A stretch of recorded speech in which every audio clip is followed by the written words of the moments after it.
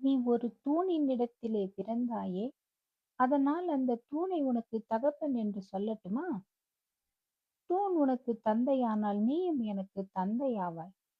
அப்படி நான் உன்னிடத்தில் பிறந்திருந்தாலும் உன்னை அழித்து விடுவேன் என்று காக்கும் கடவுளான விஷ்ணுவை பார்த்து கூறினார் பிரம்மதேவர். எங்கிருந்து இத்தனை அகங்காரம் பிரம்மதேவருக்கு வந்தது?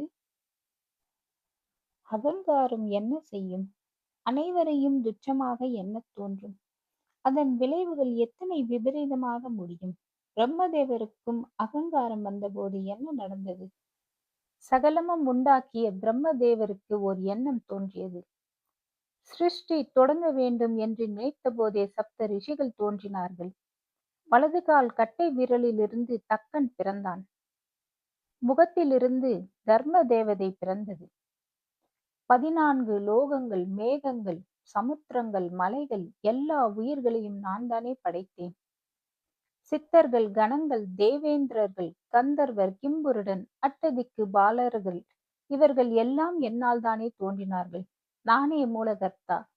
நான் படைப்புத் தொழிலை செய்தால் தானே விஷ்ணுவிற்கும் மற்றவர்களுக்கும் வேலை. அவருக்கு அகங்காரம் வளர ஆரம்பித்தது. அம்மாவும் உடன் வைகுந்தத்தில் வசிக்கும் விஷ்ணு பகவானை பார்த்தார். குறைவில்லாமல் இந்த சிருஷ்டியை காப்பாற்றிக் கொண்டிருக்கும் விஷ்ணுவை பார்த்து, விஷ்ணுவே, என் பிள்ளைதான் பிரம்மன் என்று நினைக்கும் இந்த எண்ணத்தை எல்லாம் மறந்துவிடு. இங்கே நான் இந்த உலகத்தை படைக்காவிட்டால் நீ எப்படி காப்பாற்றுவாய்? நான் படைத்தால் தானே உமக்கு வேலை. சுவர் இல்லாமல் சித்திரம் தீட்ட முடியாது. சகலத்தையும் ரட்சிக்கிறோம் என்று உன் மமதியை விட்டுவிடு. இல்லை என்றால் உன் பதவியை பறித்து விடுவேன். வேறு ஒருவரை படைத்து உலகை ரட்சிக்கும் தொழிலை செய்வதற்கு நியமித்து விடுவேன்.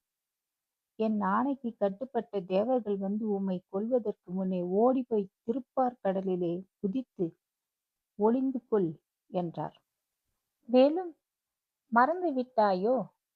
பிருகு மகரிஷி இட்ட சாபத்தினால் தானே பூமியில் பிறந்தாய். இவன் என்னுடைய நாபிக் கமலத்திலிருந்து வந்தவன் தானே என்று நிந்திக்கிறாயா என்று கேட்டார்.